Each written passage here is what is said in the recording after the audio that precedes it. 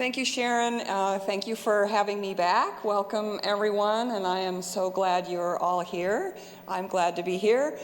I hope that the presentation this morning will have a little bit of something for everyone, and we will see how that goes. So, let's see, will the lights be turned down? Okay.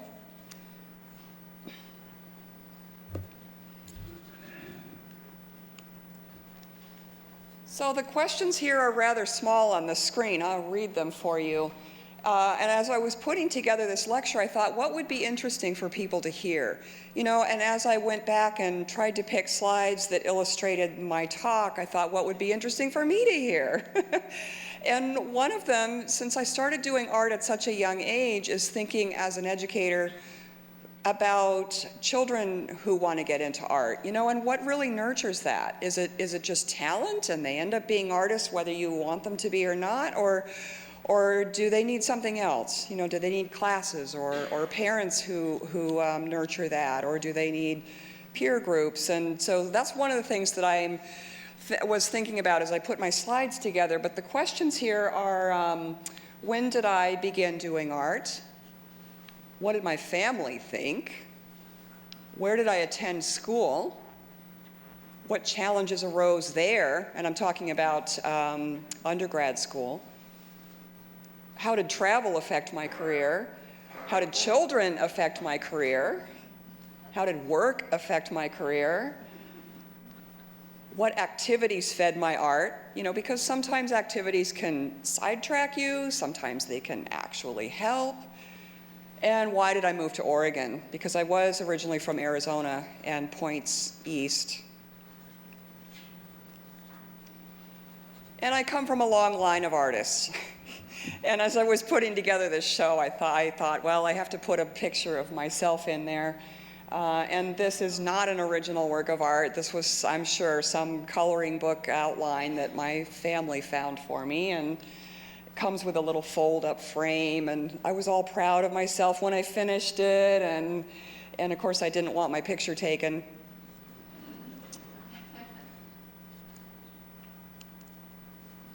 My maternal grandmother worked for Hallmark Cards, and then of course she got married and didn't really keep up the art. She didn't have to work after that, but she was the one that I first learned to paint with. And this is one of her watercolor paintings, and she worked with me on Chinese calligraphy and Chinese landscape and animals, and we would draw lobsters together and crabs and horses. And my mother was also an artist. I think she just had that inborn drive, is the only way I can put it. And so how many of you cannot really read this in the back? Okay, so it looks like all of you can. So she was interested in painting and interior design and architecture, and later on got into watercolors and weaving and photography. And she actually did start going to college for design, and then, of course, ended up getting an MRS degree instead. And this is one of her paintings when she relocated to Salem just for a few short years back in 2007, something like that. And this is one of her oil paintings. One of her quilts.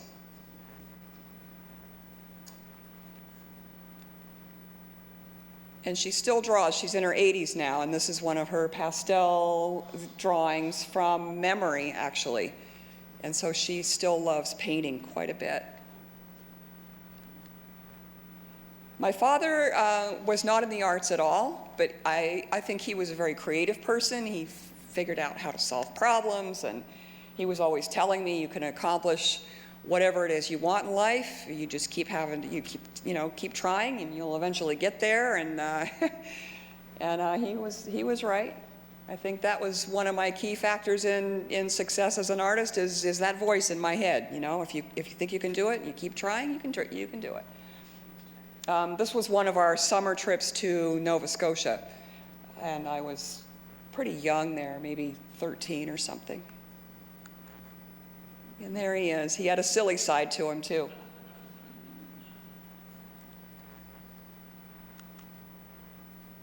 Okay. So throughout my youth, art was just a natural thing. You know, my mom encouraged me. You know, she put my art up on the refrigerator. She framed things. I enjoyed my art classes in school. I never really questioned why I did it. I never questioned whether I had talent or not. I never questioned making time for it. It was just something that was part of life. You know, it was eating and walk the dog and then come home and draw. And it was just, I never questioned it. And to me, it was enthralling to see an image take form on the canvas or on the paper, and that I could do that. Not to mention all the resulting attention. And I think it was you know, one of the things I realized while I was putting the slideshow together, but also while I was writing my book, is that I think a large part of my interest in art came from my mother's interest in art, and the fact that she couldn't become a professional artist because she took a different path. You know, she was a housewife and then raised children, and then, you know, she didn't finish school. I think she always regretted that to some degree. This was a drawing from 3rd grade. I think one of my first experiences with drawing, I was in 1st grade, and this 2nd grade kid, this boy down the street, knew how to draw trees, and to me that was just magic. You know, I wanted to learn how to draw trees and put that on paper, and he did teach me that. And this is a paint-by-number kit that I completed. It's dated on the back, so I know that I was 11 when I did this. And as I mentioned, my father isn't an artist, or wasn't, but he kept a lot of my work. And so when I was going through his things after he passed away 2 years ago, this is one of the things I discovered, and I thought, oh my, he kept it all these years. And right about that time, I was finishing my book, and so that's when I had the idea of calling the book Paint by Number, because it's not what artists do. You know, we don't paint by number, but my roots are this. You know, these filling in the little blue shapes on a white surface and mixing the paint and putting it down. And we didn't have art really in our house, and we didn't go to art museums, and I didn't read art books, and I didn't know that really art was a field of study. I painted by number, and so that was the beginnings. And so that journey of investigating, how did it happen? From this to, I brought in one of my iris paintings over here on the piano. You know, what was that? And so that became the reason why I called my book Paint by Number.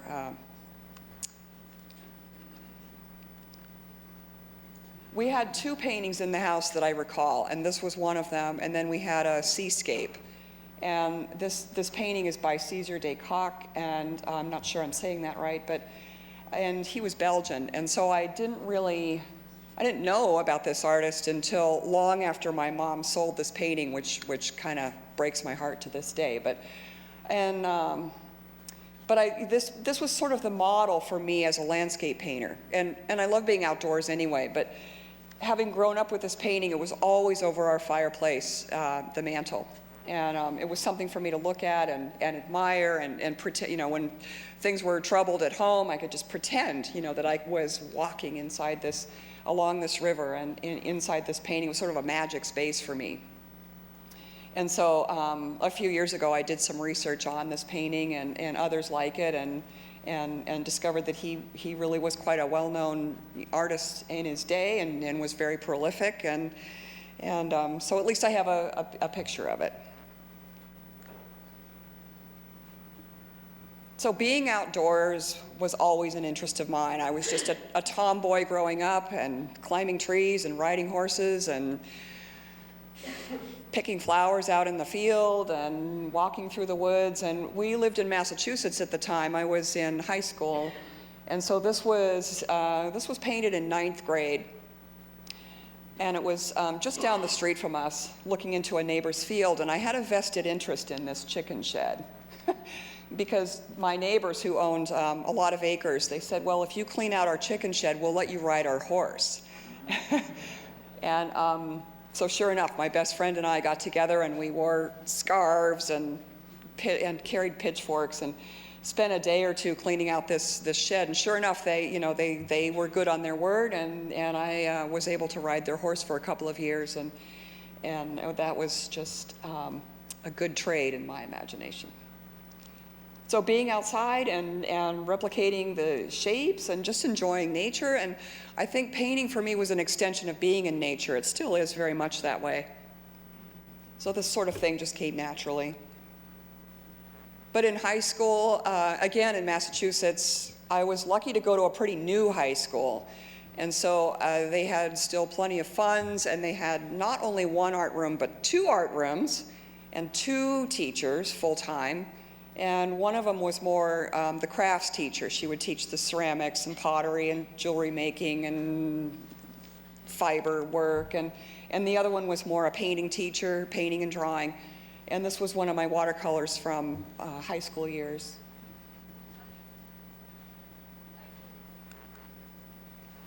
But I had other activities too in high school, as most kids do. That's not my horse. I grabbed a lot of these images off the internet, but you know, she was a Pinto and did a lot of writing, and my family had a sailboat, so we'd hop on the sailboat and go from Cape Cod all the way up to the coast of Maine and spend summers doing that. I'm not a water person. I get seasick pretty easily. But again, being in nature, I think that was the hook for me. We got to be outside a lot, and we had a spaniel dog, and I loved to spend time with her and train her and work with her, and of course a cat. And here, this is the, you know, little symbol for prom night. So I had a boyfriend, and he had a boat, but it was fun. Again, you know, going out to islands and having picnics, and I didn't really draw a lot. You know, I kind of balanced everything, you know, all at once. I was on the yearbook committee, and we put on, let's see, where's the other pointer here? We put on plays. This says George M. I can't remember if that was junior high or high school. And I wasn't acting or singing, but I was always involved with set design, which was a lot of fun. And of course, at the end of high school, it was just assumed that I would go to college. My mother had gone to college. My father went to Amherst. You know, it was just, there was never even a question. And I think now the way some kids take breaks between high school and college, that's a really good idea. And I probably would have benefited from that and working and just getting to know myself a little more. But my father helped me look for colleges. And he was totally supportive of me going to an art school. So we looked at RISD. We actually went to the Rhode Island School of Design and possibly, you know, checked that out. This one's the Baltimore, Maryland School of Art. I forget what it's called now, but it's in Baltimore. So it was, again, a very big city art school. Minneapolis Institute of College and Art, so that we didn't actually go to Minneapolis, but I looked at it, looked at their brochures. And then this was the local community college in Massachusetts, close to where we lived. And they had a pretty decent art department as well. And so I thought, well, you know, maybe I'll go someplace local. And, you know, because Marion, where we lived, was a pretty small town. And I wasn't too sure about living in a city. I really hadn't lived in a city up until that point. So these were the places. I applied to all of them. I got accepted to all of them. And there's the comparison there between entering Marion, which is really a bedroom town for Boston, from what I heard back then. A lot of people commuted up to Boston or New Bedford. And the skyline there of, I think that's Baltimore. And then purely serendipitously, my father found out about a 5th school for me to apply to. And being a business person as he was, by then he was working in Washington, D.C. on the Hill, as he calls it. And so he was living in Alexandria, Virginia. But on one of his business trips from Washington to Boston, or vice versa, he happened to sit next to a lady who was the wife of the president of this university. He and I hadn't heard of it before, but it's a university in the Maritimes in Canada, and it's in New Brunswick. So those of you that know your geography, you know that that's just north of Maine, across the border and to the east quite a bit. And he started asking her about the art program. And she said, well, yeah, actually they have not only a very good art program, but it's probably one of the best in Eastern Canada. One of the members of the group of 7, Lauren Harris, was the dean there for a while. And so he said, well, okay, we'll go check it out. So that's why I have this symbol of an airplane there. And so we went and looked at it during my senior year in high school, and this is the convocation hall, and it has a very beautiful green campus, about 5,000, no. When I went there, it was about 1,200 students attending. Now it's about double that.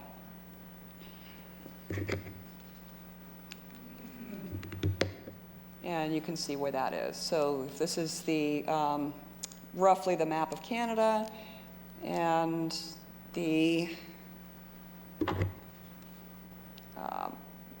province is here, and then this would be Nova Scotia, where that tan begins, and then the university is just almost 7 miles from the border between New Brunswick and Nova Scotia.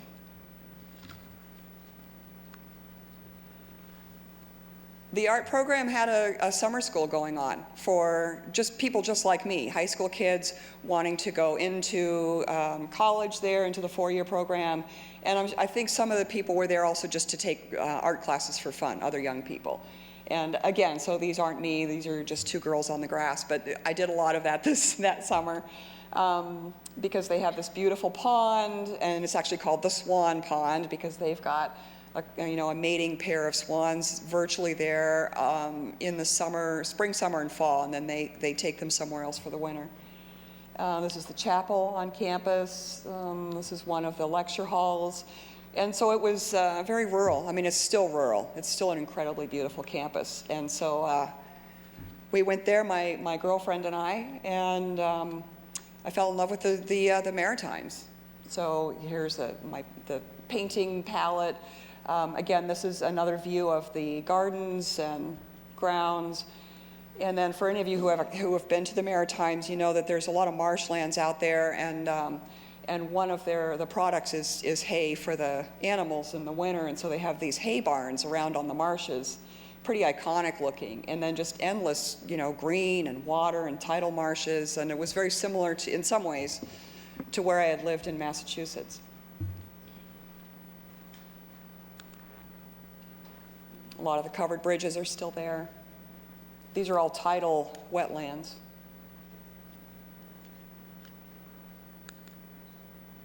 So that fall, my best friend and I attended Mount Allison and the art department back in '76. And that's a picture of us just 2 years ago. So we've stayed in touch all this time. She actually ended up marrying a Canadian and staying there and having a child and raising him. And so she's one of the reasons I still have an attachment back east. So what type of department was it? What classes did they offer? Well, at the time, and it may be a little bit different now, but it was a very academic training. And by academic, I mean we had to draw from plaster casts, and we drew pen and ink drawings of architectural settings, and we learned linear perspective. We learned color theory. We had to paint from still lifes, as you can see over there on the left. And I just expected, I think, that that's what art school was. But it's interesting because since then, of course, I've made a lot of friends in various art realms. And a lot of my friends that are roughly my age say, well, in the 70s, I went to such and such an art school, and I didn't get any academic training. We were just put in front of a canvas and given the paints, and they told us just to express yourselves, And it's a good thing that didn't happen with me, because I don't think I would have really known what to express. I mean, you can throw paint at a canvas, but for me, art was, I wanted it to be about more than that. And so I went the other extreme without really knowing it. So they did have photography. They had lithography here on the lower right, and that really fascinated me. You get these big, heavy sandstone stones, and you draw on them, and you run the stone through a press, very, very labor intensive. The Da Vinci drawing here in the lower left, we studied anatomy, we had live figure drawing classes, and the way their program was structured at the time, I would say 80% of my classes were all art, all studio art. We had to take an English writing class, we had to take one of the sciences, we had to take one of the philosophies, we had to take a language, so I took French for 2 years. No math was required, and I look back on that and I say, yay, no math.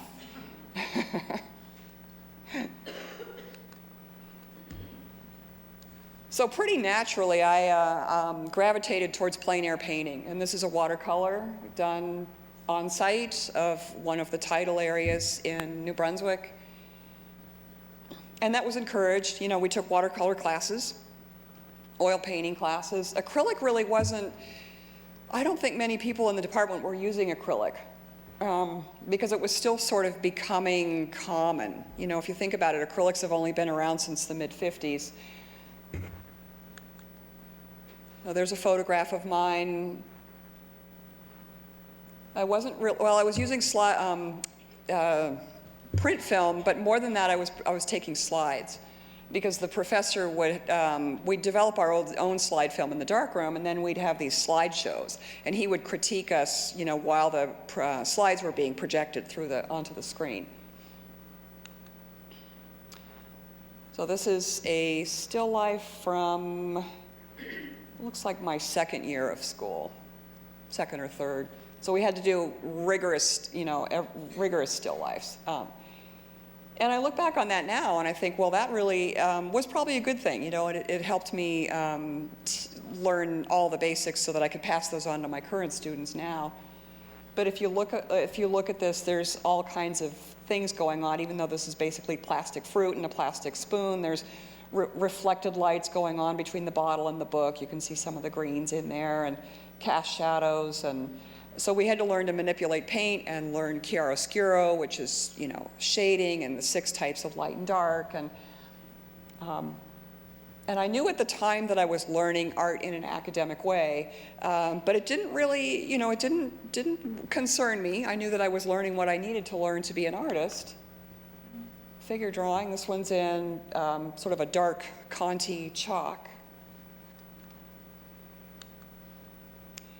We didn't have Photoshop back then, of course, but I discovered that through multiple exposures you could, and also in the enlargement, it's a larger itself, you could layer negatives or layer exposures. And I forget what this one is. I think it's probably actually layered in the camera.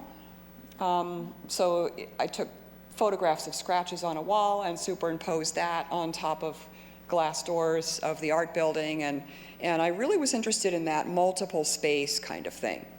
You know, what happens by layering images so that you get an unrealistic window into dimensions that really aren't evident unless you make them up and kind of perceive them and then display them. So this was a food store, you know, that with scaffolding out front. So that part was really there.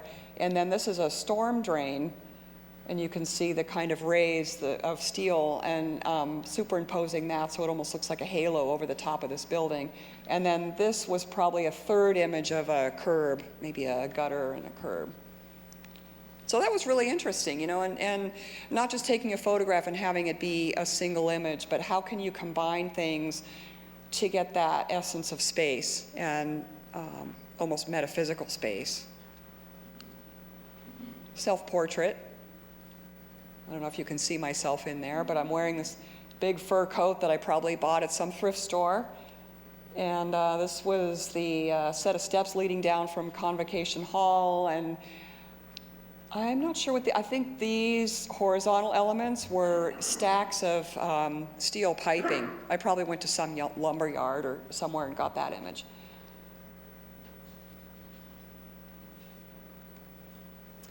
Another watercolor.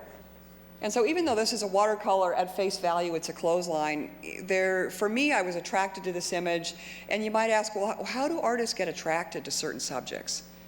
You know, yeah, I've been doing art since I was about 6, but it's fun to go back and feel the same emotions again as when I did this painting. And so I remember I didn't want to paint the house. I wanted to paint the clothesline behind the house.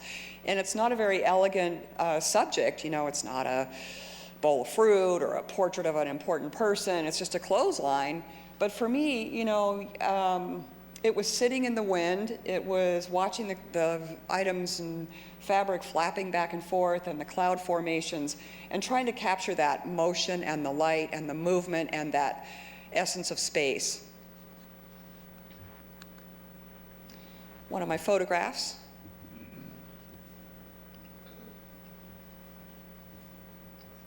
So same thing, you know, these briars, the light behind it, but the sense of space that's between the briars and the thorns and the berries, and somewhat the color too, but it's that sense of what is between, the interstices. All right, so senior year, so I've been going along, I've been taking all my classes. I'm sort of an average student. I don't think I had a 4-point GPA. But senior year, I flunked printmaking. And my professors kept saying, well, what are you interested in? Your senior show is coming up. You've got to get your act together and think about what you're going to paint as a group of artwork that would hang together in a cohesive way. And finally, I put a group of figure paintings together because we had access to models all the time. Even if I wasn't in a figure painting class or figure drawing class, we were allowed to sit in and do sketches or even bring our paints. And so I did a half a dozen or so paintings of the figure, but it was sort of a weak combination of Diebenkorn that you can see over there on the left. And he had a flat approach to his canvases and sort of a tilted up effect, which I liked. And I also liked his compositions and his use of color and brush strokes. So I really liked his work a lot. And then Matisse, almost for the same reason, Matisse's colors, the flattening of shapes. And I didn't see it at the time, but there was a real disconnect between the figure paintings that I was doing and the landscape paintings that I loved doing. The figure paintings were convenient. My professors kept saying, like I said, what do you want your senior show to be? Well, I had access to the models, I had access to the painting studio, I knew how to paint the model. I wanted to play around with paint and flat shapes and the figure, and I figured, well, if I'm painting the figure, then maybe that essence and that representation of the figure on the canvas could say something about me as an artist. So if you follow that line of thinking, and I didn't even consider doing landscapes. My professors were pretty, they didn't see that as a viable subject for a group show because it had been done before. The group of 7, this was one of their landing points. Plein air painting was old by then.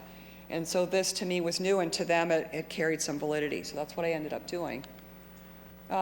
This is one of my paintings, and as you read on the screen, I stored them all with my friend in Canada, and I went back and saw her about 14 years later, and I just burned them all.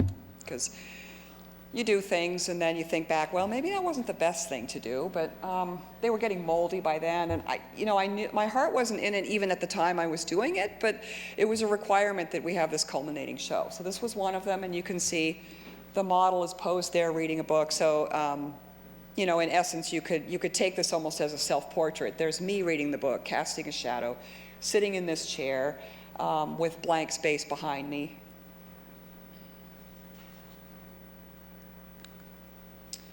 And then, of course, since I didn't pass printmaking, I had to make up those credits somehow. And so I ended up taking 6 weeks of summer classes.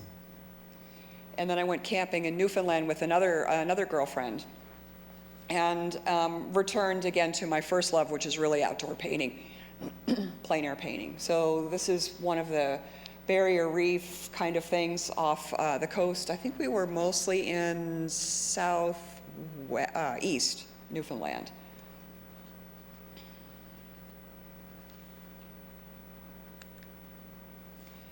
So then after I graduated, who was I as an artist? I'm not sure I even had that as a question. It was a feeling, though. Like, now what do I do with my life? My home life had disintegrated. My parents were divorced. My mom moved to Arizona. My dad, well, no, it's a long story. But anyway, my dad was in Washington, D.C. My stepdad remarried, and the house was sold. So I was out of college, but I really had nowhere to go back to. I didn't really feel like doing art because, as I said, I wasn't crazy about the figure paintings. Certainly when you're on your own, you don't have that kind of access to a studio and models, never mind fees to pay the models, so that was all gone. And I still love being outdoors, and so I thought, well, I'll just travel. Now, this picture didn't make it into the book, but I thought, oh, I have to show this picture. So I had a couple different boyfriends, and this guy was actually a really nice guy. He was a drummer for a rock and roll, kind of a garage band.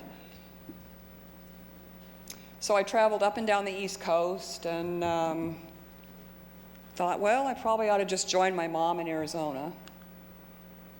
So and I kept sketching. I always carried a sketchbook with me. I think it was that, the drive to validate myself as an artist, and maybe this sort of work ethic that I've always had from a young age, and maybe partly my father's voice too. Keep doing what you want to do and eventually you'll make it. So on the left is a sketch of my sister when I went back to my stepfather's new home and visited them. And I made all kinds of notes down here for reference if I made a painting later on. And I intended to make a painting later on, a portrait of her sitting by the light reading, and I made color notes on what color the sweater that she had and fabric for the couch. But I never did. I didn't have painting supplies. I didn't have canvas. And now, again, I look back on those years, and now I'm a teacher almost full time, and I think, well, what is it that young artists really need? Now that I've gone through the childhood, what do kids need when they're getting into art? What does a young adult need? Well, they probably need a place to work and money for art supplies. And I didn't have either one of those. I was sort of literally on the road, but I always carried a sketchbook. But I think of those years when I think of myself mentoring young people who have a passion for art. And thankfully, I do have a chance to do that now and then, either through my studio or through friends or, just someone that I meet on First Thursday, here in Salem. So I always carried a sketchbook. And here on the right is a scene. Actually, it's a layered scene, much like the photographs that I was doing in college. So this is a sort of a mission bell hanging from some plaza, and sycamore trees, and then this is the profile of the mountains she was living in Cave Creek at that area north of Scottsdale. Bells again, mountain range, mesquite tree. So I was sketching these things, but not really knowing how to funnel those into any sort of painting, even if I had canvas and paint at the time, which I didn't. So I worked, I had various odd jobs. And so one spring, my brother found an advertisement in a newspaper, back when we had advertisements in newspapers and not the internet. And he said, well, hey, Denali National Park needs workers. So I thought, well, I like the outdoors. And so I applied to be a maid in their cabins, and I think I had to go to Phoenix for the interview. They hired me right away. This was for summer of 1981, so I had been out of school for a year. They hired me, and they told me when to show up, and that there would be a shuttle van at the airport in Anchorage down to Fairbanks, and then Fairbanks to the park. And I don't know why, but I only bought a one-way ticket to get there. I don't know what I was thinking, but maybe I was just trying to save money. So I did. I bought a one-way ticket, arrived there, and then just immediately felt I was in my element again. Here I was able to be outside and hiking across rivers and seeing mountain scenes and sketching pretty much everywhere I went.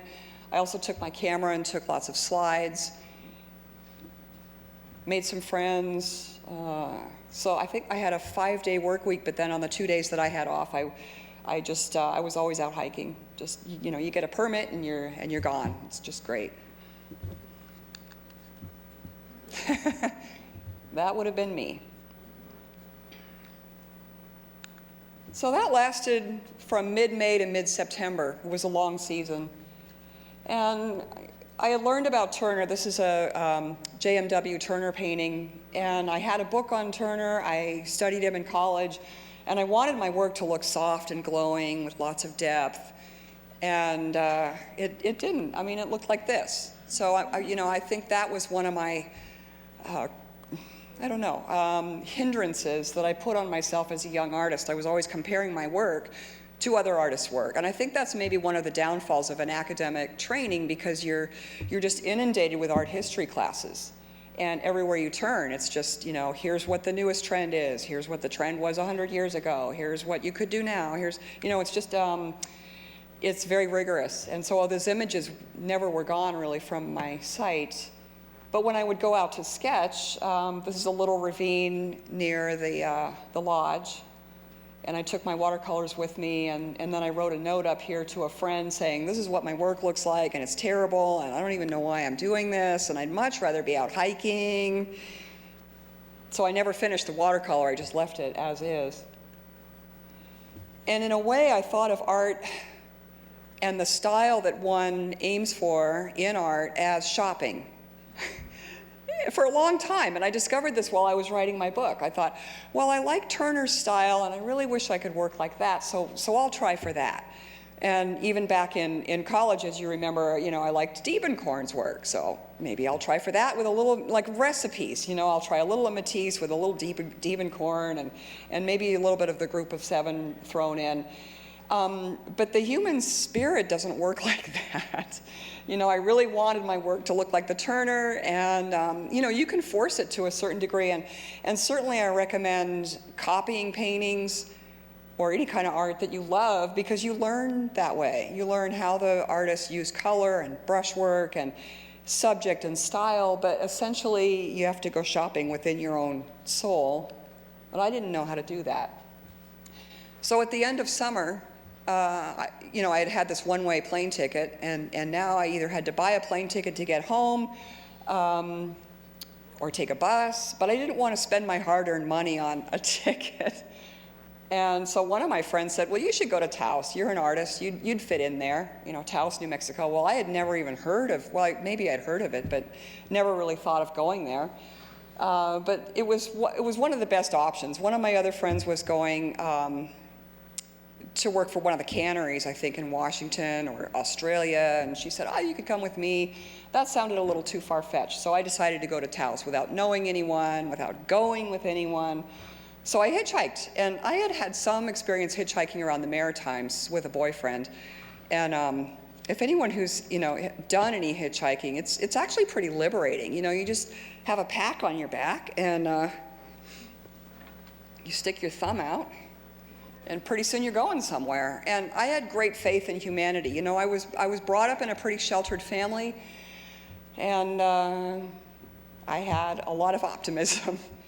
And I only had one kind of shady experience, but the guy, he just kind of dropped me off and didn't bother me anymore after I told him that I didn't like him. And, so I don't know whether optimism meets opportunity or whether, which comes first, the chicken or the egg. But I had great experiences. So it was a long trip. Afterwards, when I was writing the book, I looked up that distance. And back then, I think it only took me about 3 days. But I was kind of astounded to learn that it was over 3,000 miles. A lot of rides in semis. A lot of camping by the sides of the road. And eventually I ended up in Taos. And so this is Taos Mountain. And I lived in Taos for about 3 years.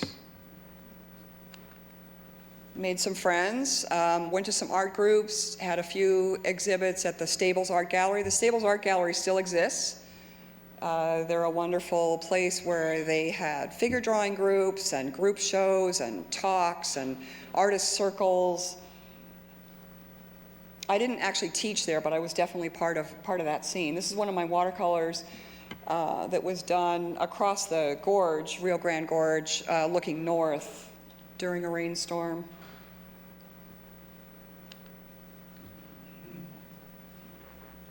These are actually mullein plants, so they grow pretty vertically like this, and at the end of summer they die off, and you can see the leaves down here.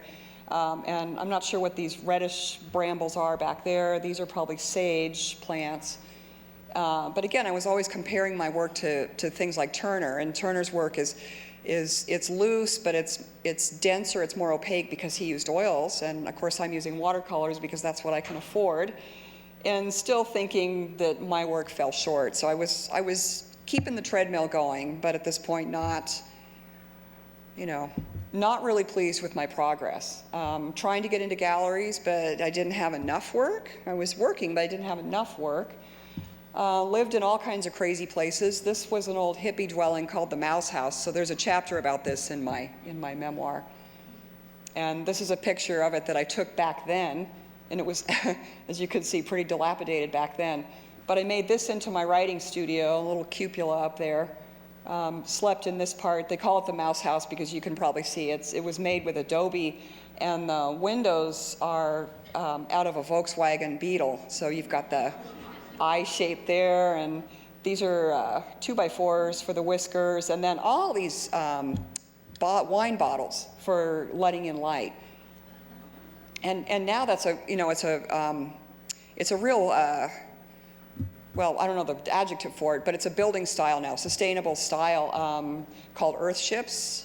And in a minute I'll think of the architect's name, but he's actually from Taos, and so I don't know if he had a hand in building this, but that kind of architecture where you're using found objects and you're building thick adobe walls for a passive solar. And this didn't have any heating, no plumbing. It was just a dwelling, and I was happy to be there. It was the summer. I was working at a bakery, actually, to make ends meet, so I was one of the bread bakers, and I also did all kinds of other things, slicing the bread, delivering the bread, making pizzas, making breadsticks, and it was right off the plaza in Taos, and so again, making friends, making money, having a job. My boyfriend at the time said, come with us on a tree plant and I'll pay you to be my cook. You make meals for a few of us, and you have a tent to live in, and you can spend time out in the country. So I thought, what a great idea. And one of my editors for the book, he read this chapter on tree planting, and he said, that doesn't even exist now. I mean, it's that kind of labor is given to people that are willing to work hard for not very much money. But back then, when we were all hippies, the demographics were different. And so you had people with babies out there, you had young men in their 20s and 30s, a few women, not many, but a few women were out there. And the idea is that you take these seedlings out, and depending on what terrain you're in, you have to, match the seedlings, the type of tree to the terrain. And we tree planted in Colorado mainly, maybe a little in Arizona and New Mexico. But I was still in New Mexico at the time, so dating this one guy, and then through a tree planting gig, met this other one, ended up marrying him, and then starting a family. So I wasn't really painting, but I was still drawing. And this drawing here is of a tree planting camp, and let's see, that little vehicle and that tiny trailer is where we were living. And you can see all kinds of here's somebody's big tent with the smoke coming out, tall ponderosa tree, here's the road going in. These are pretty isolated places, and sparse existence, no electricity again, you just bring in your own water, you bring in your food, extremely hard work. You're carrying these panniers of, 40 pounds of seedlings to take out into the woods, and then you have to pace them off and plant them just right. I never was very good at it. With my height and my physique, I just wasn't a very strong person. But it was fun to try. It was fun to try and keep up with everyone else. So there's that question again. The marriage was falling apart. I had 2 boys. I was thinking about art. I knew I was an artist. I just didn't, have a strong drive to do any particular kind of work, but I knew I needed to get back to work in a serious way. So that underlying question, how do artists find meaning in their work? There's a myriad, there's an infinite number of subjects that a person can choose for their art, and an infinite number of media too.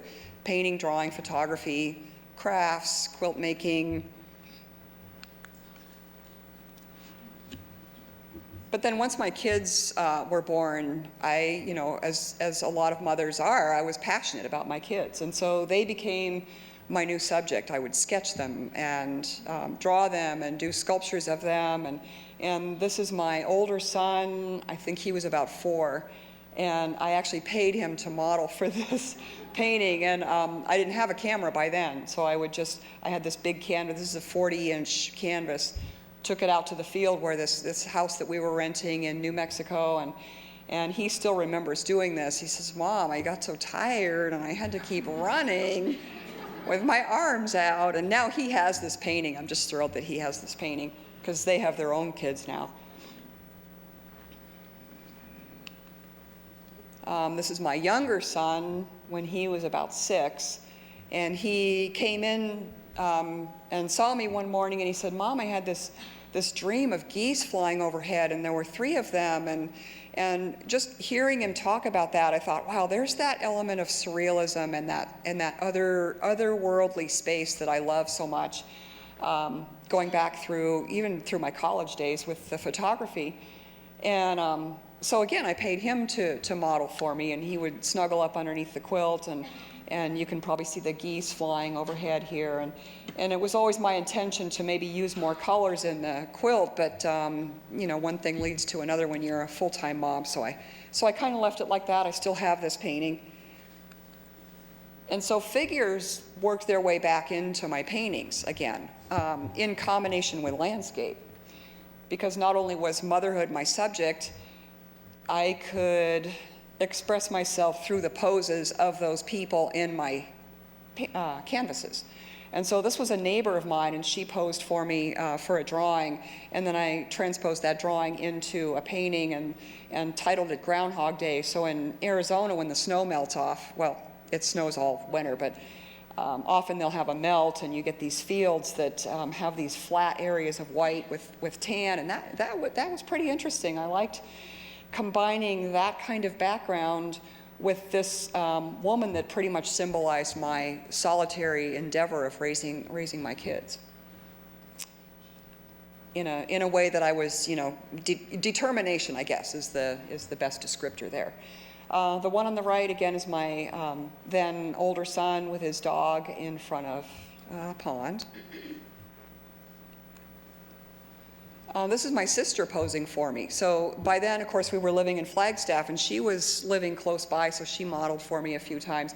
And the figure has always been comfortable for me.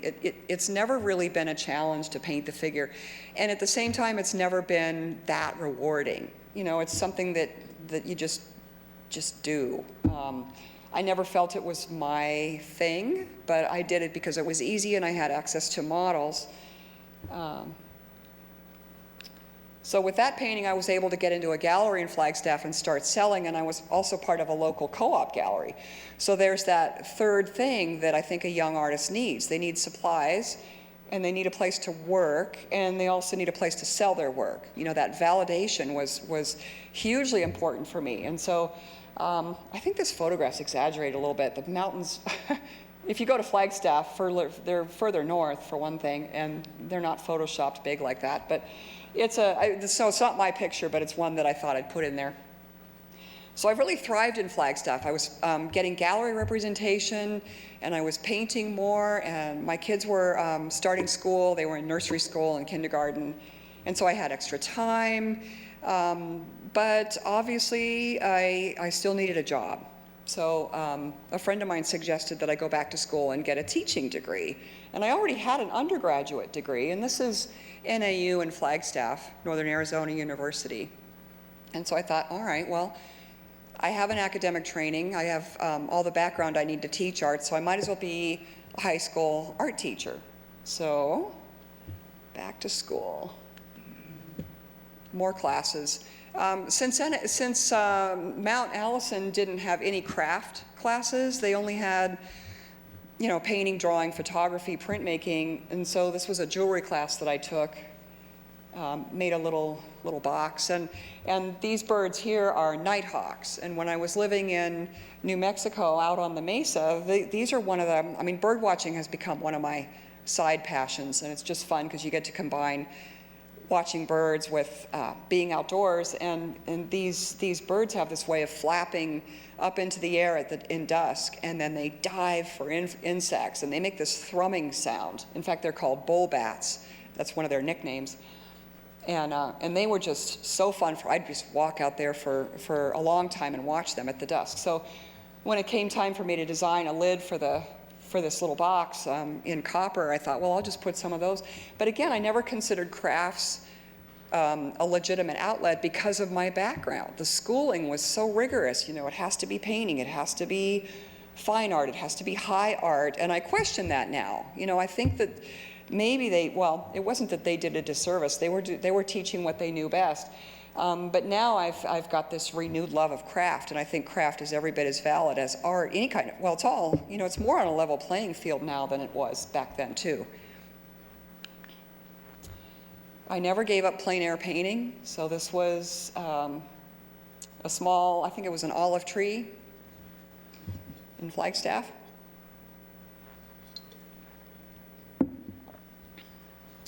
This was oil on canvas. Bunch of symbols here for being back in school. And so being back in school, I think, took 2 years, maybe 2.5 years.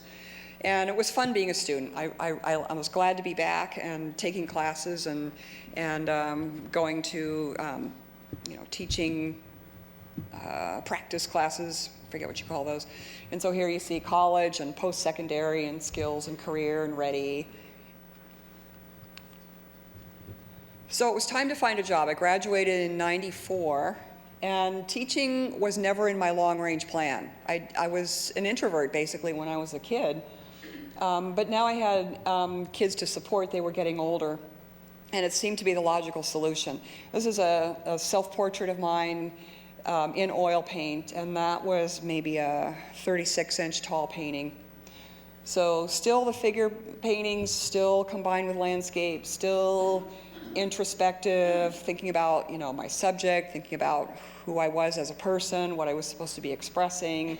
And now, I've got this daunting career ahead of me and this pretty big change.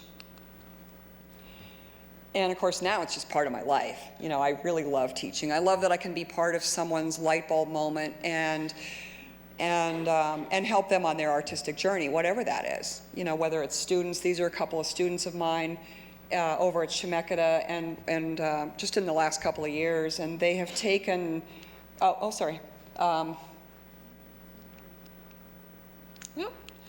They've taken a picture of a Matisse portrait there, and I cut it up into bits, so they each had only one square, and they were supposed to copy that using the correct values of light and dark, and then they didn't know what they were working on until the very end. So during the critique, we tacked all those squares up together, and if they did their job right, then their square would blend with everybody else's, and it would cohere into an image.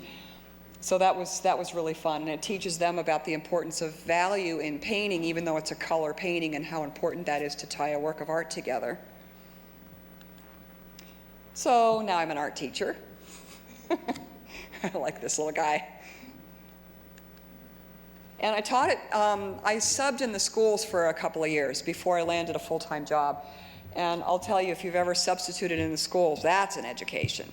I think they should make every young teacher sub in the schools. Is it about time for a break? Oh, okay, a little bit longer. Okay. So I had to sub in the schools, and then I taught at NAU for a number of years, painting studio.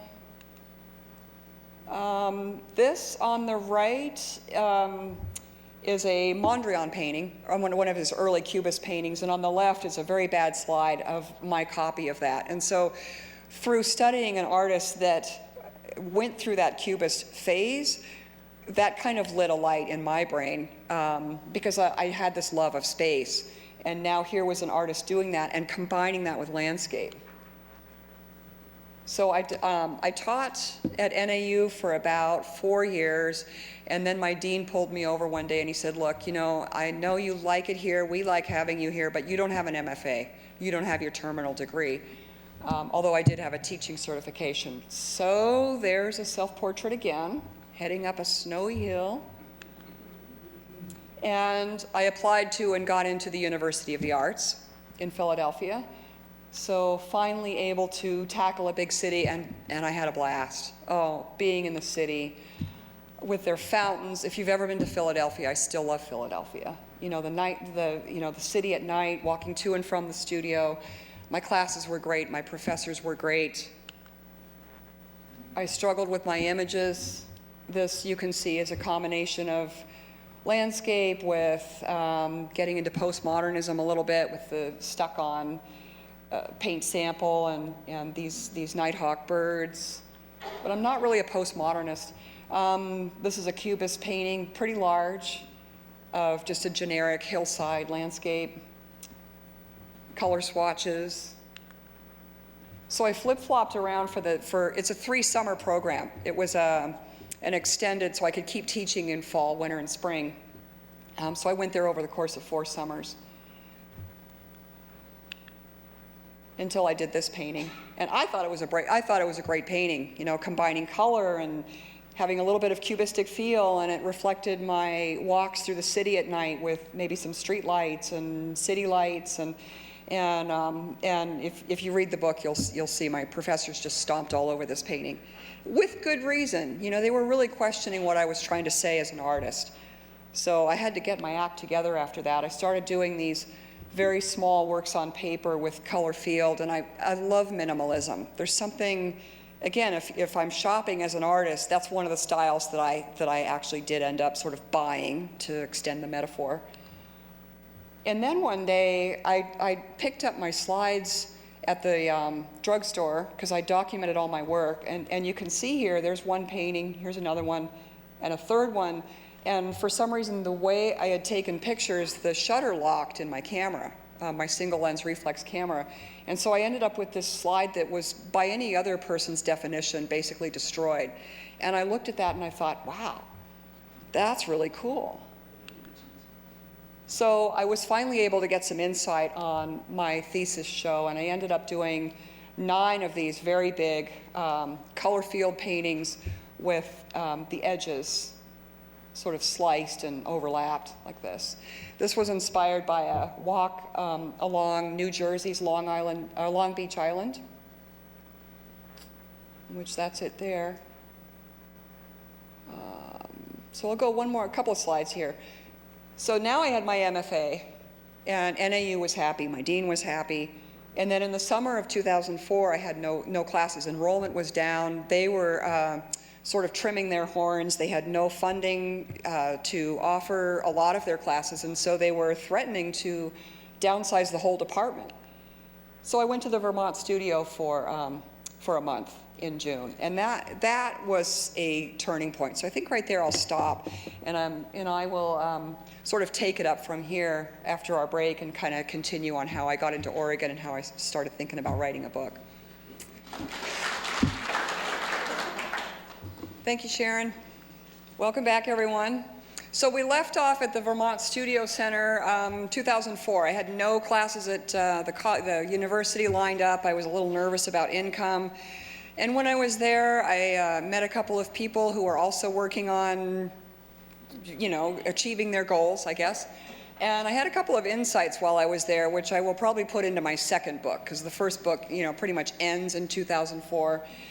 And I guess the main thing to say about the Vermont Studio Center is that it's a wonderful place to go and work. It's not a residency. You don't get paid to be there. It's sort of like summer camp for artists. So you pay to go there. And they gave me a studio for a month and meals, and I had a couple of grants to help me pay for it. And I took 20 or 30 stretch canvases when I arrived. Took them there and thinking that I would do these color field series. And had a couple of insights while I was there, and really was able to have a new chapter open up as far as art that really interested me and that came more out of me instead of things that I imposed on myself. And so this was one of the first collages, and I actually did this while I was there, based on an ocean scene off of Cape Cod, and it's paper combined with oil pastel. So I didn't paint anything on those canvases. I mean, I maybe did 1 or 2, and that's a good lesson. Sometimes we as artists need a wake-up call. You know, is that really what you're doing, or are you doing that because you think you should be doing that? Questions for part 2. Why did I move to Oregon then? I mean, I could have gone back home and waited out the dry spell and kept teaching at NAU. They certainly didn't want me to leave. What happened to my art style after relocating? I chose 5 influential events that affected my art career once I moved here, and then end with a little bit about the book that I've written. So this time I didn't hitchhike. I had more worldly goods, so I rented a U-Haul, and so I did some research while I was at Vermont Studio Center. They had a computer lab, and I found out that Western Oregon University was looking for a part-time art teacher. And I applied, and as soon as I got home, I made an appointment. I flew up here to interview with them. I was hired on the spot pretty much right away, and moved up here in August of '04. And not long after that, well, here's the campus here, and I fit very well into the campus. It's as you know, it's just beautiful. It's small. The students are wonderful. The faculty is great. So I started that fall, and soon after I was hired at Chemeketa Community College. So I was teaching at both places. And at one time I had 7 classes one term because someone was sick and someone else was on maternity leave, and I was teaching at both these places, and I was just in my element. You know, it's just, it's something that I truly enjoy teaching and doing with my life. And then a couple of years later, I found out about Sitka Center for Art and Ecology, and I have been teaching for them every summer for about 6 years. This next summer, I'm taking the summer off, so you won't see me in the catalog, but last summer I did. And truly a wonderful place to teach and do art. And I also teach at the art department here in Salem. They have a classroom in the back room. I'm teaching a class right now, actually, on collage and acrylic. This is the Emerald Art Center down towards Eugene. Those are some of my students working. And I also teach at my own house.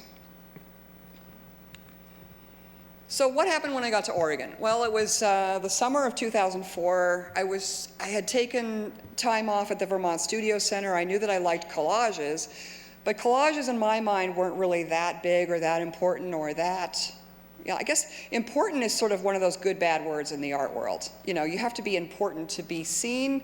On the other hand, you know, if you're too important, then there's something, that word is just a bone to be chewed on, I think, in my mind. So I wanted to do works that were important. I knew about color field because that's what my thesis was for university and my MFA. So when I got to Oregon, the landscape, of course, was a big influence on me. And this was a scene from the coast of the sun breaking through morning fog, and the whole scene just turns golden. So that was based on, and it's a big painting. So I did 3 or 4 more color field paintings after I moved here, and I was fortunate in renting an apartment in an old house that had been divided into 4, you know, like some of these old houses in Salem are. So I rented the upstairs in this house, and then the landlady gave me the garage for a studio. So it was uninsulated, and there were mice, and things got moldy. But, you know, I had this, in the book I talk about, you know, I've always been able to take simple things like a garage or a garden shed, and you staple white sheets to the wall, and then all of a sudden you have a white walled studio. And you don't look at what's behind the sheet. And so I had a place to create, which I really was grateful for. But I couldn't let the collages go. So this is a small collage, again, with oil pastel on top of acrylic paint. And that's a piece of velvet fabric right there. And so one of the things I was just entranced with when I moved to Salem was that they actually have grass as a crop here. And in Arizona, our little front yard was probably 6 by 8 feet, and I used to literally cut my grass with a pair of scissors. You know, you don't even need a lawnmower. You just, and so green became my new favorite color. And so my early works, I almost just drowned in this landscape. I love it so much. And I went back, I didn't really know who I was yet as an artist and what style I wanted, but I knew what my past was. So I really fell back in a lot of ways to my plein air painting past. And this was I think there's some joint compound or something that's for texture underneath this, and it's an acrylic painting. So I did a lot of these. I did paintings out at the coast. I did paintings around Minto Brown Park. And so one of the influences was 2 years after I moved to Oregon, I met my partner Jay, and he has this, we have this house together now in South Salem, and quite a bit of acreage around it. So that was a huge influence on my life, not only his support, but a place to have a studio to work in. The downstairs pretty much is all art. We live upstairs, so we're both very, we like small spaces, and the downstairs I'm able to have a classroom down there. plenty of places to work, a storage place. And he's a welder and a machinist, so we joke that we like a small living space, but we each have these enormous studios. And that's how we get along great. So I was still playing around. This is one of the landscapes from down below one of the meadows. Floods every winter and spring, like it is right now. And just kind of playing around with edges. You can see that remnant of edge from my MFA thesis work. And the work is getting more realistic. As much as I love minimalism, I found that it was so esoteric that people weren't connecting with the paintings. And of course, they don't really sell either. I mean, I did find an outlet. I have a couple of collectors for my color field work, but I wanted to connect more with people. I didn't want to put that distance between us, because that's one of the things I love as an artist is connecting my vision with what other people are seeing in the work. So I didn't want that gap to be there. This is a poppy field, and there's fabric in here. It's an acrylic painting. There's a lot of texture and joint compound. So the work in terms of style hadn't really landed yet. It was still flying all over the place. And then in 2008, in September, I purchased another art retreat, similar to the Vermont Studio Center, but in this case, it's much smaller. So Anam Cara it's basically a house with 5 different studio/bedroom places in this one woman. Sue Booth is the one that runs it, and she's not only a gourmet cook, but she's also an editor and a writer in her own right. And so I did an internet search and found out about this, and I wrote a quick project proposal, and she accepted it, and I went and spent 2 weeks there. And I haven't been back since. Maybe someday I will go again, but this is the landscape that you can see right from her windows, and so you can walk to the water's edge, and at night we would have gatherings of the artists and writers who were there, and we'd talk about our work and show our work, and it was really just a place for me to reconnect with my landscape heritage. And so if this is the whole nation of Ireland. And this is the Beara Peninsula in this lower part here, and she's positioned right there on the north coast of that peninsula. Cork is here, so I had to fly into Cork and travel by public transportation over to her place. And I brought panels with me, and they were all 12 by 12 inches because I knew I had to get them back on the plane. And so that wasn't a problem, but I only brought 10 with me, and it was 2 weeks that I was there, so I ran out of panels while I was there, and I had to go to the hardware store and get them cut up, and so I did that. And then I ran out of green paint while I was there, and you can imagine why. And so then I was mixing blue and yellow to get green, and then I ran out of blue. And so then I discovered that if you mix black and yellow, you also get green because there's enough blue and black, so you get the idea. So, and I loved painting there so much that the brush wasn't doing it for me. I could not paint fast enough. I did easily I completed 20 paintings in 2 weeks, so you can and I was sketching constantly too. So I discovered that if I used a palette knife to paint with, then I could paint faster. And these were birch panels anyway, and so on a canvas, you can't really paint with a palette knife very well because the canvas is so flexible. But on a panel, you sure can. So I discovered 2 things while I was there, apart from reconnecting with the landscape, and that was palette knife painting and, bring more green. So when I teach a palette knife painting class now, this is the photo that I send to people. This one here on the end is pretty much a standard one for mixing paint. This tiny little one, and I prefer metal, because they're more flexible. This one's for painting. Tiny little tip there. This one's for both painting and mixing paint, but these 2 are my go-to here. With this diamond-shaped tip here, you can paint both directions. And actually, this 99-cent plastic one here on the right is great for slathering the paint on and scraping it off and then painting it again. And at the time, I was still working with acrylics. So after my color field series ended, those were in oil. The fumes were getting to me a little bit. I was working in the garage. I thought, why not just switch over to acrylic, and you'll have paintings that dry faster. They're more saleable, you get them done quicker, and then you don't have to deal with the fumes. So then I did quite a series and really became more in tune with my voice as an artist. This one was done on a 24-inch square of plywood that had a gash in it, so it was actually a reject from whatever store I bought it at. And I incorporated that into the painting, and here you see these ghost edges here in the background. So that one is entirely palette knife and inspired by some of the scenery over in Minto Brown Park. And then, harking back to the Vermont Studio Center, I started incorporating more collage into my work. So this is a piece of sheet music here, all torn up into bits.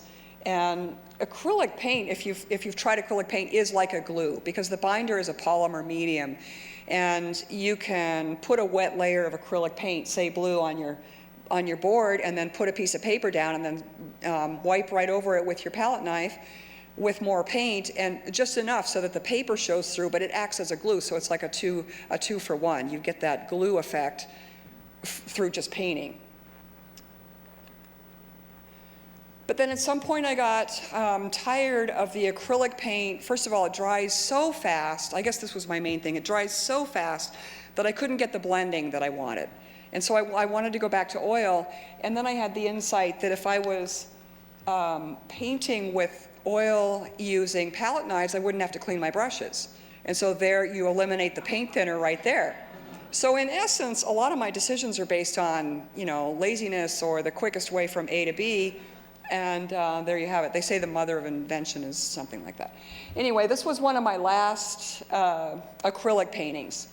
And so you can see I did fine, but some of these edges here, you can't get that finesse. You can't get the blending as easily with acrylic as you can with oil. So I pretty much go back to Eastern Canada whenever I can and paint every summer. And so these are two that are compared side by side. And this one is the oil painting. So it really has that luscious, blended sense of color, and just kind of drag that paint across. Now, they take longer to dry. It might take 3 days to dry, whereas an acrylic painting is dry in 10 minutes. But this one over here, in my mind, just kind of looks sort of reduced, or it's got a plastic surface. The color isn't as rich. I still do use acrylic, especially when I'm teaching or I need to finish something fast. But I use oils whenever I can. So the way I work now is really the way I worked in college, but I wasn't encouraged in that method back in college. I would show up with a sketch like this to my watercolor teacher, and I'd say, yeah, I stopped on the way to school, I was on my bike, and I did this sketch, and now I want to make it into a watercolor painting. And he would say, no, sorry. You have to be on site, and you have to spend a long time drawing, 2 hours, and then the third hour is painting, so you can catch the light before it fades or changes. And so, but he didn't tell me that Turner worked like that too. Yeah, you find out about these things afterwards. You have to be careful who your teachers are. So this is the way I work now. I carry a sketchbook, and I usually don't carry my paints unless I'm outside just plein air painting. Take lots of sketches. This is ink, and these are watercolor crayons, which are wonderful. They're like, they look like kids' crayons, but when you shade with them and then take a wet brush to them, they turn into watercolor. So you've got the best of both worlds. You've got portability, and then you have a way to make instant color. And so this is the painting that resulted from that sketch. And it's, I think this is roughly 30 by 30 maybe, or 36 by 36. All oil, completely done with palette knife. There aren't any brush marks on here. The lines that you're seeing now, I'm starting to buy paint sticks, which are oil painting materials in pigment form that you can just literally draw with.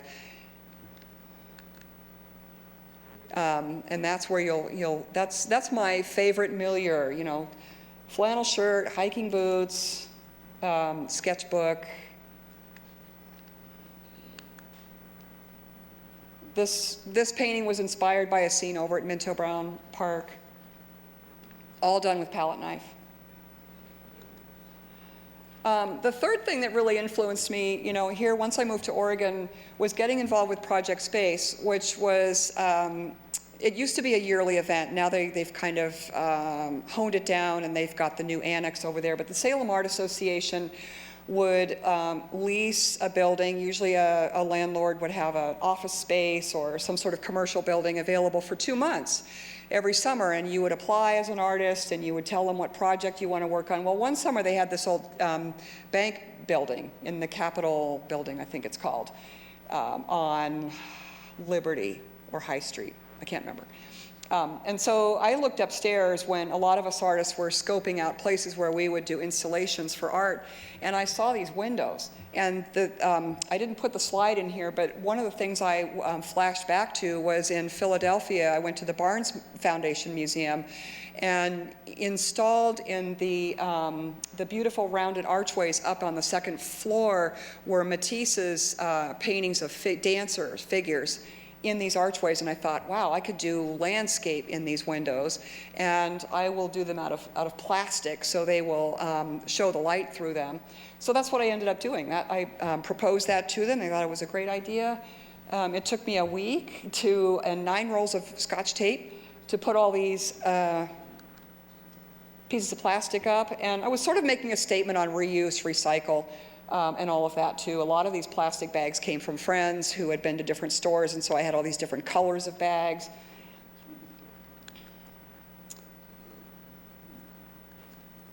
But what that did was it allowed me to work on a large scale. It allowed me to really validate wetlands and landscape as my main subject, which it still is. And it also affirmed that I still love cubism. So I love that there were these bars in the windows that I couldn't take down. They were just wood features that were there. And creating these landscape forms that were abstract on purpose. And then these little these little squares of paper, which, you can't get any more cubist than that. I mean, it's just 2-dimensional, but so very fun. That was very fun to work large. So then I had cubism, that awareness come back, and if you think back to my shopping past, in terms of art, I want that style and that style. I gradually realized that I'm drawn to cubism because it's really part of who I am. It's that love of space and interlocking space and things that you can see beyond the physical realm in terms of just awareness, and that the physical realm isn't all there is. So I really owned that and started revealing that awareness through my landscape paintings. And these are both oils. They're both done with palette knife. Number 4 event was I discovered iris soon after I moved to Salem. Not only that, but Shriners Gardens is one of the most well-known iris farms on the West Coast. And so now I go out there and I paint every spring and summer. And I always had this sort of apologetic, like, oh, my favorite flower is iris. It's not an elegant, it's not like the rose or the peony or and I always loved iris, even going back to Flagstaff when I would water these poor wilty things that got attacked by grasshoppers every summer. And now living here, I grow some on our property, but I really prefer going and seeing the great variety that grows out at Shriners. So here on the left and right are 2 oil paintings. Again, actually these are both done with brush. Sometimes they're palette knife, sometimes they're brush, with, again, that awareness of cubistic space that kind of transforms itself through the shapes, and being aware of color, just that rich love of, unapologetic love of color. And I brought one of them in today. It's one of the darker, I love this dark, rich purple colors. This is an orange snapdragon flower done at a friend's farm. And so continuing that awareness of palette knife painting, landscape painting, I did a treatment of Ankeny Wildlife Refuge, 4 different seasons, large painting. This was the one that, I think this was spring. So I did spring, summer, fall, and winter. This is spring. And this is how I work now. So I would have the sketch on the right side. Here's the wax. The wax is a cold wax, so it's not anything that needs to be heated up. So there's no fumes that are generated. These are oil paints around the palette. And when I'm working with a palette knife, literally there's no solvents on the table at all. There's nothing really bad to breathe, although I do have ventilation. But you can see some of my palette knives are putty knives. You get those at a hardware store.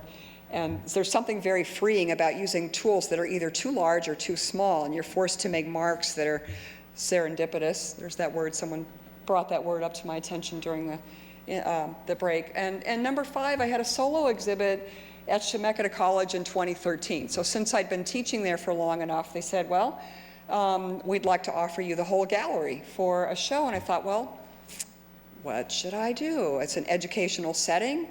And so I thought, why not investigate how I was trained academically and show that to my students and compare that with what I'm doing now. So it wasn't a retrospective. It was a then and a now. And so I called the show Tuition, Intuition after Emerson's quote, and I didn't bring it in with me, but he has something there about tuition is that which we learn in our lives, and intuition is that which is inborn, which is us, that comes out of us if we listen hard enough. And so I paired up, here's part of my still life from college, and I kept a lot of my college works, so I was able to put, I think, 12 of my old works paired with 20 of my newer works. Gallery layout, where everything would go. This is one of the paintings that I showed, and this is an acrylic, so this is when I was bridging over into oil. And you can see the edges here are kind of soft and blended, but with an oil painting, I just knew that would be much easier and more satisfactory to switch over into oils. And there's a picture of me, and that's a self-portrait. It was a larger self-portrait, but when I was in the act of destroying all my paintings, I sawed this thing up. It was on board, and I was going to throw it all away, and thought, no, I really have to, I want to keep that bit of a portrait. So I'm glad I did. And so you can see there's an architectural drawing of a table, and I had photographs there, and so I'm really comparing what I learned with what I know now as an artist. But it raised all sorts of questions too, like what is the purpose of an artist? We make a bunch of paintings and they end up in galleries, and sometimes they end up in storage, and so right around the same time, 2013, I began writing this book. I took a couple of writing classes, and I thought, I know, I'll investigate art through writing, which is kind of funny to me now, but this is the book that I ended up publishing in September of last year.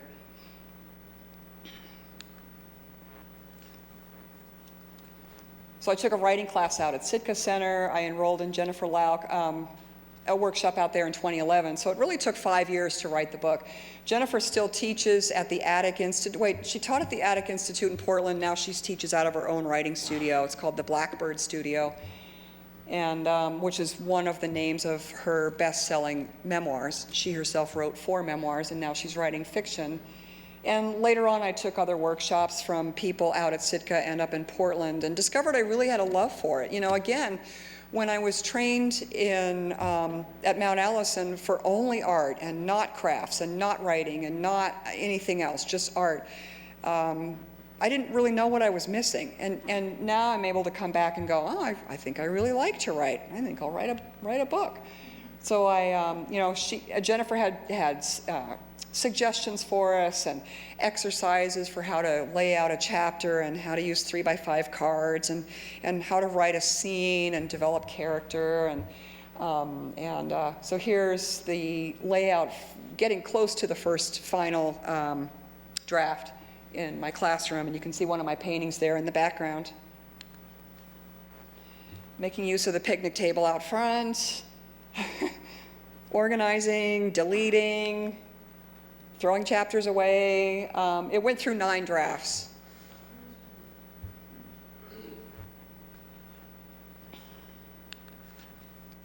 And here's the 8th draft finished. And at that point, I took it to 2 different editors. One read it for development. I had 3 different editors, actually. So one read it for development, one read it for deeper, flow and all of that, and then I had a copy editor for grammar and punctuation. And then the question was whether do I publish myself or do I try to get it published traditionally. And so I went to the Willamette Writers Conference in Portland 2 years in a row, and I learned all about the publishing process. And I learned that when you write a memoir, unless you're someone already well known, you're probably not going to get it published. But I pitched it to a couple agents anyway, and they said, well, your story's interesting, but it's kind of a niche market. It might sell to artists, but it probably won't be mainstream, so we're not really interested. And so by then I learned that I had to have an agent, and that can be kind of costly and time-consuming to find an agent. So I kind of gave up on that, and my friends were saying, when's your book going to be ready? We want to read your book. And so I decided to self-publish, and I did lots of research, and there was one self-publisher that I almost went to in Portland that sounded good. I wanted something that was local, that I could actually meet with real people and not just send my book off as a PDF and have it be self-published somewhere online. I didn't want that. So I discovered Luminari Press, and it's this partnership of two women, and one of them does the text layout, and the other one does the cover design for the book cover, and does all the layout for the photos. And I wanted mine to be illustrated, and I wanted them to be colored illustrations, even though that ended up being more expensive as far as the product. But there's their kind of mission statement here.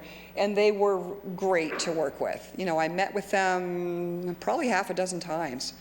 And I sent the PDF to them in, I think, June of last year, and by early September, it was finished. They uploaded it, and now it's on Amazon and Kindle, and so they do all that hard work. That's the other thing. I didn't want to learn all that. I want to create, I want to write, and I want to paint, and I want to teach. So, and they do all, they formatted it. I was responsible for getting all my images from my old slides and my old documents and photoshopping them to the correct size and making sure the light and the resolution were fine. And I'm comfortable with Photoshop, but I didn't want to be a book editor. This is one of my paintings from last fall. So some of them end up having more straight lines, some of them are more curved, but I'm really happy with the way those elements now are blended together with the landscape and the sense of that being in the landscape and cubism and that love of color. And this one's, again, entirely with palette knife. There's no brushwork in there at all. And that's the last slide. So,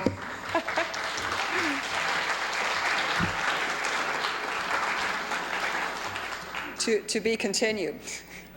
I'm working on the second book, and obviously more landscapes will happen down the road, but I'm happy to take questions if anybody can think of anything. We got the next round.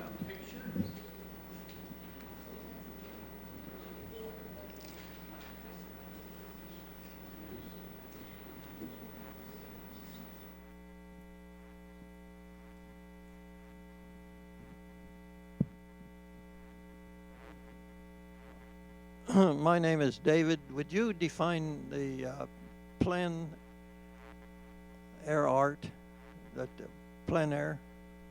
Oh yeah, plein air painting, and it's spelled P-L-E-I-N. Air is A-I-R. And it's a French term simply meaning painting outdoors. And I think it's such a special term, and we take that for granted now. People go out there with their easels and their paints and their smocks and chairs and hats. But the reason that became such a thing was during the Impressionistic era in the late 1800s, tube paints were invented. So artists no longer had to stay in their studios with their apprentices grinding paint on a big glass palette, and then you couldn't go anywhere with it. I mean, you could if you figured out how to take the paint, but once they invented paint tubes, then artists could get outdoors. People like Constable and Monet and Renoir and actually paint outdoors and capture the light. And that was a huge transition for painting when that happened. And so that's why we still call it plein air painting. Yeah, thanks. Hi, I'm Wes. I'm wondering, is that a picture of something or a photo or? That's a photo that I took in the Maritimes a couple of summers ago, and I just looked down at the beach and I saw all these rocks of different colors, and I thought, oh, I'll just line them up, sort of like an Andy Goldsworthy idea where you're taking, elements from nature and making a great, little photograph from it. I never ended up painting that, but I thought, that's a fun way to end the lecture. We can go back to this if you want. There. Anyone else think of anything?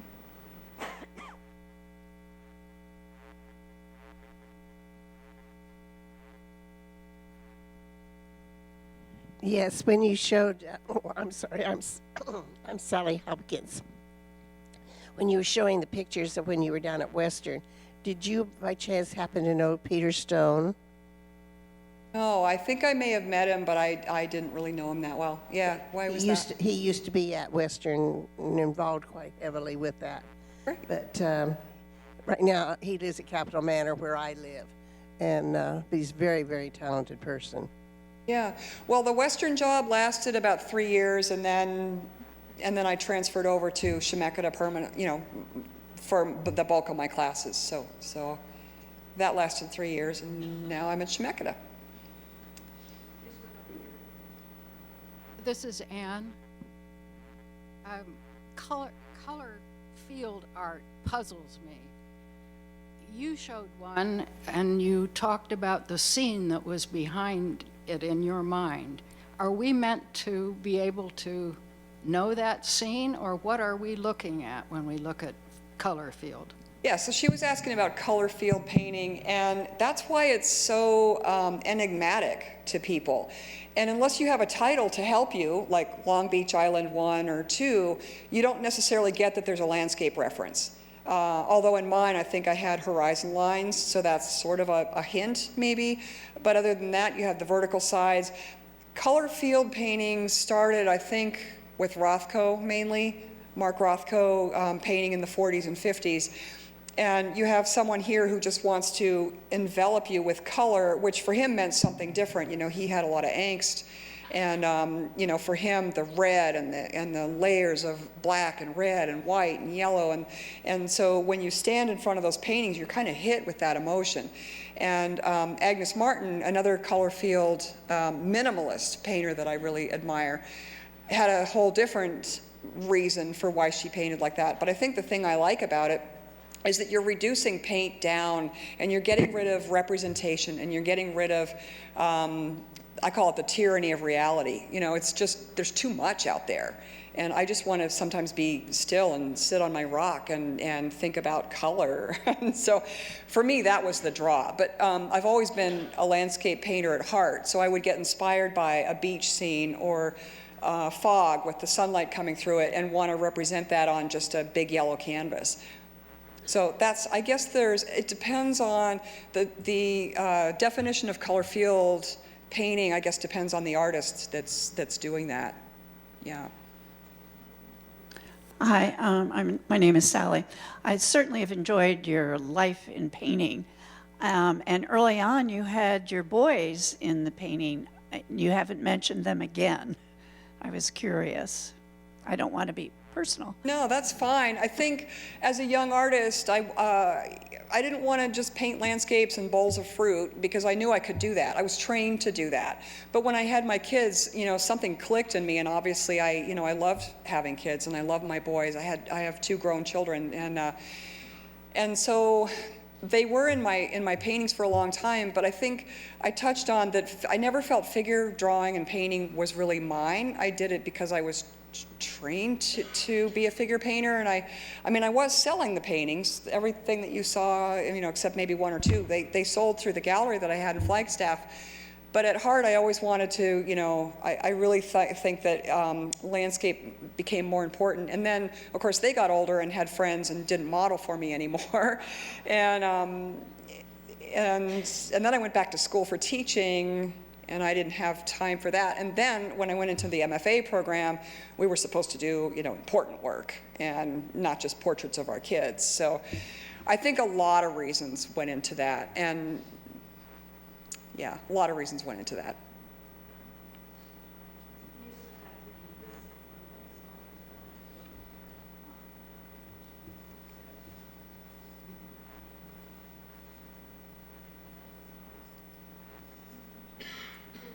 Okay.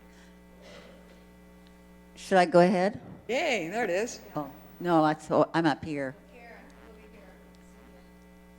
My name's Karen. I'm going to go ahead Oh, while. sorry, I thought she was talking. Okay. On this picture and some others, like I understand when you do landscapes, you go out and you sketch your landscape, but when you bring in the cubism, do you sketch in all the different shapes when you're doing your landscape? You sketch it all in before you paint, just like you do a regular landscape, or are you doing it on the wing?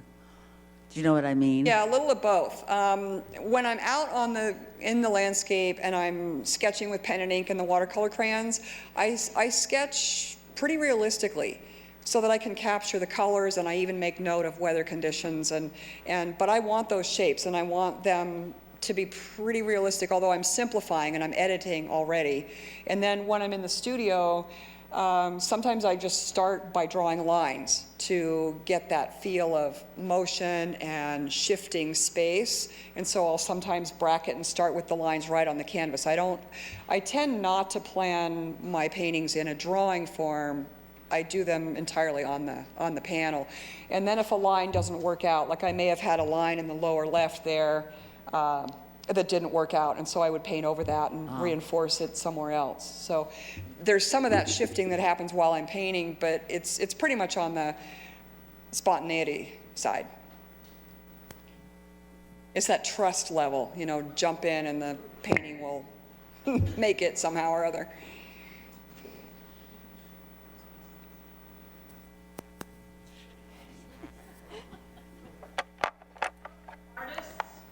Are my children artists?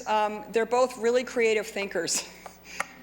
The apples didn't fall too far from the tree. One is a mechanic, and he can fix darn near anything on 4 wheels, or 2 wheels, or 10 wheels. And the other one is a musician, photographer, mechanic, all around great guy. They're both great guys. So. And I'm proud of that. I didn't want to impose my path on them, certainly. And I think they maybe took Photoshop or, little classes here and there when they were growing up. But I made it really clear that they didn't have to be artists. And I think that's why I like teaching art so much, because I know a lot of my students at the college level and wherever else, they're not going to necessarily be artists, but they're going to learn that creative thinking. Like how do you take an image and make something else out of it? Or how do you even approach making a work of art to begin with? You've got to consider that creative process. In fact, I was telling someone during the break about Julia Cameron's The Artist Way, and that if any of you are interested or maybe you've heard of it, she really talks about the creative process a lot in that. So, another question? Yeah. Hi, this is Solveig back here. I've got a mic that works now. I'm tying some of this in with what you're talking about, your early childhood, and just you were immersed in art because your family was, and you did art with your grandmother. This was just something you took for granted. And I'll come back with a question, but I also taught at Western for about 20 years, and I was in the music department, and I taught senior seminar, which was for graduating music majors to think about, how they choose a grad school or not or whatever. But I would open the term with, can you think back to when you first really thought of yourself as a musician, or you realized that, because we say music chooses you, you don't choose it. When were you aware of that? And this one girl said, it was in the 2nd grade when I finally kind of realized that not every kid goes to viola camp in the summer. She just assumed that's what kids did. And so I'm wondering if, I think your subsequent work and your life path has followed the fact that you were just taught to look around a lot and think in terms of artistic expression. I mean, it was just part of your being.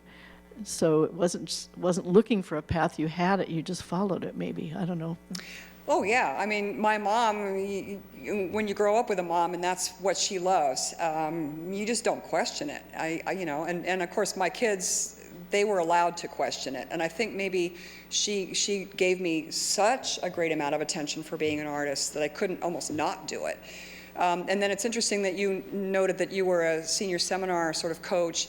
And I think the way I wasn't coached in college influenced me a lot to how I teach now for budding artists, because I will question them and I will say, I'll ask them more Socratic and sort of reflective questions, and because my professors just said, well, what are you interested in? And I didn't know what I was interested in.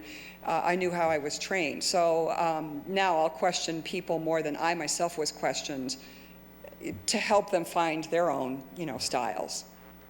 So hopefully I answered your question. I think I answered 2 questions. I think I made up a question. Cynthia, hi, I'm Lee, and Can you wave? Where, can you hear there me are, okay? sorry. Good. This is a perfect question for somebody who blends artist and writer. I'm wondering, since next month is April is National Poetry Month, do you know of any kind of immersion where poetry and visual art are united so that pictures like yours could have captions in poetry form done, or have you ever come across the merging of the two arts? You mean as far as a place to perform or read or? No, I mean, have like an art gallery where poetry is captions the picture itself. I think that depends on who the author is, but I know there's an art group in Salem called the Artists in Action, and last summer, well, every summer they do this, what they call Paint the Town, where they have groups, and it's pretty much free. I mean, it's $20, and you get to go out to any one of 9 or 10 spots that they've picked ahead of time and do your paintings or photography. Well, last summer, for the first time, they included poets and writers. So it was paint the town and write the town. And so that group of people put together a chapbook, and it's available at Book Bin. So we'll probably do that again next year, or well, it's already next year, this year. That is an actual gallery type exercise. So Artists in Action, if you look up them online, and the Book Bin has that. So those writers were going to gardens and wineries and so on and writing, and I don't know, they were combining their writing. Yeah, there it is. So.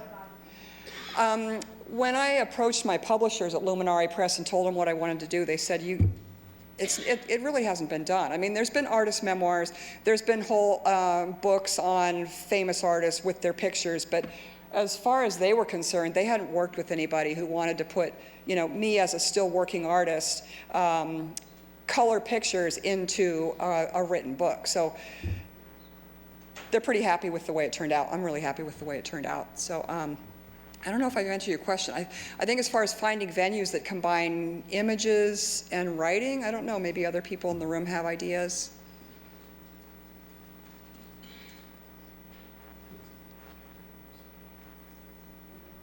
If not, thank you, Cynthia, for coming. And she obviously did not promote having a few copies of her books here, but I will tell you that they're in a box up here if anyone's interested. I have 3 or 4 of them with me, so yeah. Yeah. Thank you all.